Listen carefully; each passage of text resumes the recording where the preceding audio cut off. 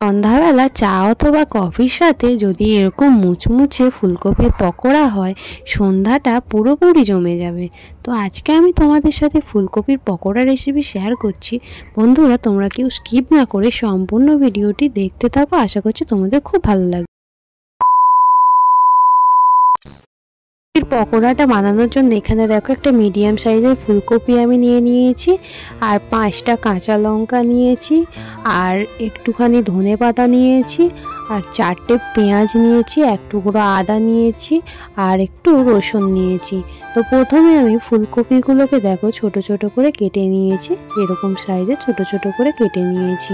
তোমরা চাইলে বড় বড় করেও কাটতে পারো। তো এবারে আমি এটাকে একটু হালকা করে সিদ্ধ করে নেব। তো তার জন্য আমি দেখো জল দিয়ে ফুলকপিটা দিয়ে দিয়েছি।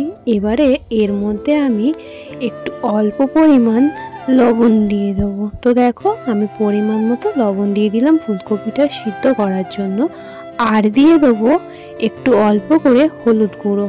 তো এইগুলো দেখো হলুদ আর নুন দিয়ে আমি ফুলকপিটা একটু হালকা করে ভাপিয়ে নেব। তো আমি ভালো করে মিশিয়ে দিচ্ছি। দেখো এবার কিছুক্ষণ এটাকে ফুটতে দেবো।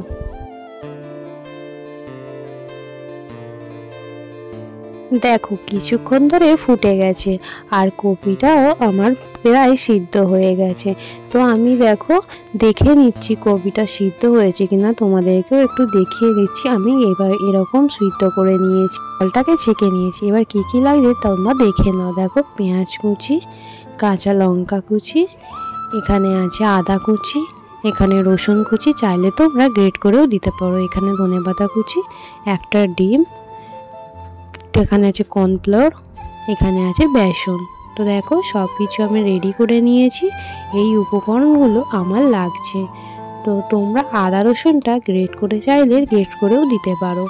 আর আমি কি মশলা দিচ্ছি তোমরা সেটা দেখো। এখানে আছে 1 চামচ হলুদ গুঁড়ো, 1 চামচ লাল লঙ্কার গুঁড়ো, 8 চামচ গরম মশলা, 1 চামচ জিরে গুঁড়ো, আর একটু লবণ পরিমাণ মতো, আর একটু কালো জিরে। এই উপকরণগুলো আমার লাগছে। তো দেখো তোমরা সব উপকরণগুলো একবার দেখে নাও, আমার এই উপকরণটাই লাগছে। এখানে দেখো আমি প্রথমে পেঁয়াজ কুচিগুলো দিয়ে দিলাম।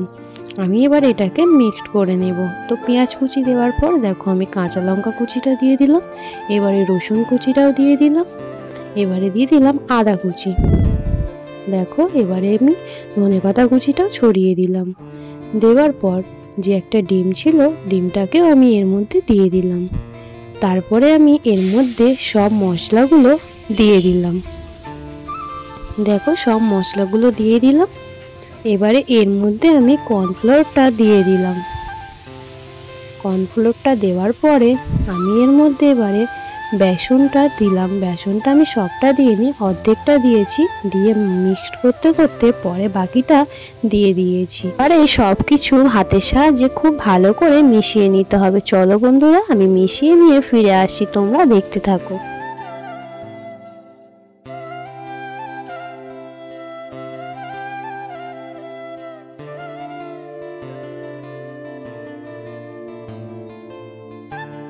দেখো সব কিছু আমার ভালো করে মিক্সড করা হয়ে গেছে।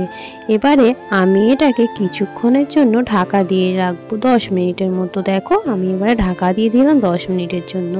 তো আমি এদিকে কড়াই বসিয়ে দিয়েছি, কড়াইটাও গরম হয়ে গেছে। এখানে আমি রিফাইন তেল দিয়ে দেব। তো তেলটা আমি দেখো দিয়ে দিচ্ছি। আমি খুব বেশি তেল দেব না, মোটামুটি দেব। তো দেখো আমি তেলটা দিয়ে দিলাম। দেওয়ার পর এবারে আমি এই যে মিশ্রণটা দেখো খুলে নিলাম 10 মিনিট পর।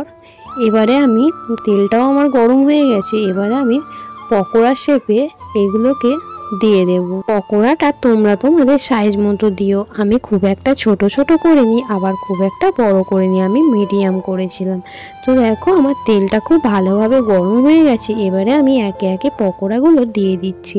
আর যখনই তেলটা গরম হয়ে যাবে তোমরা গ্যাসের ফ্লেমটা লোতে করে দেবে, না হলে পকোড়াগুলো খুব তাড়াতাড়ি পুড়ে যাবে।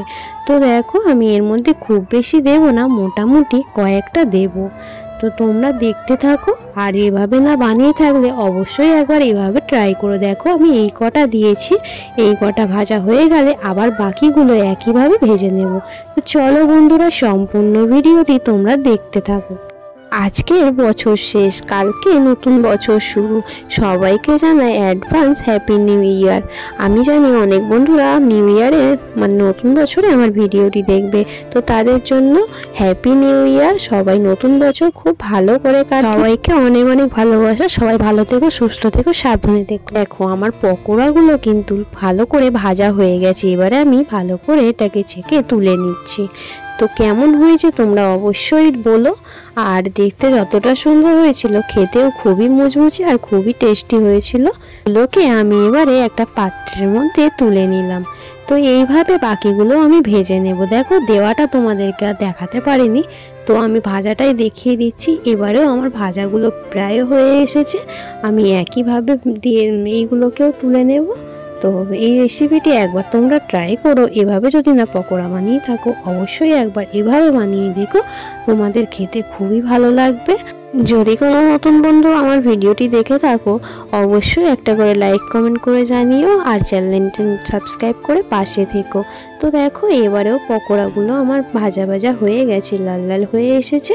আর এটা খুবই লো ফ্লেমে রেখে পকোড়াগুলো ভাজতে হবে, না হলে ভিতরটা কিন্তু কাঁচা থেকে যাবে। তো আমার এগুলোও দেখো ভাজা হয়ে গেছে।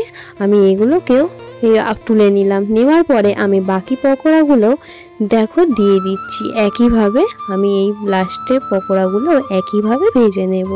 তো চলো, আজকের ভিডিওটি যদি ভালো লেগে থাকে অবশ্যই লাইক কমেন্ট করে জানিও।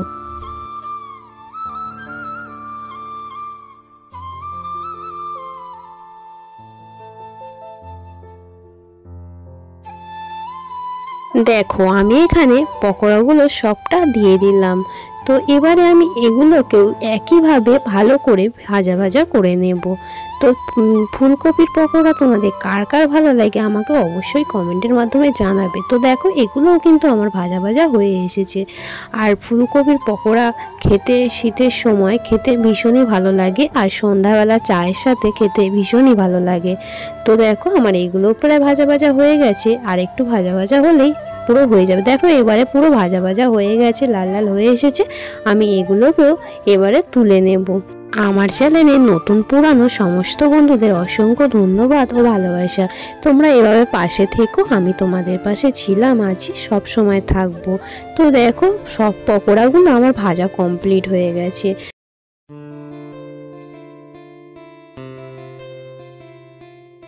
দেখে নাও সব পকোড়াগুলো ভাজা হয়ে গেছে। তো কেমন লাগছে অবশ্যই তোমরা কমেন্টের মাধ্যমে জানাবে। আর এখানে দেখো আমি একটু সস আর একটু স্যালাডের সাথে সার্ভ করে নিয়েছি, আর একটা কাঁচা লঙ্কা নিয়ে নিয়েছি।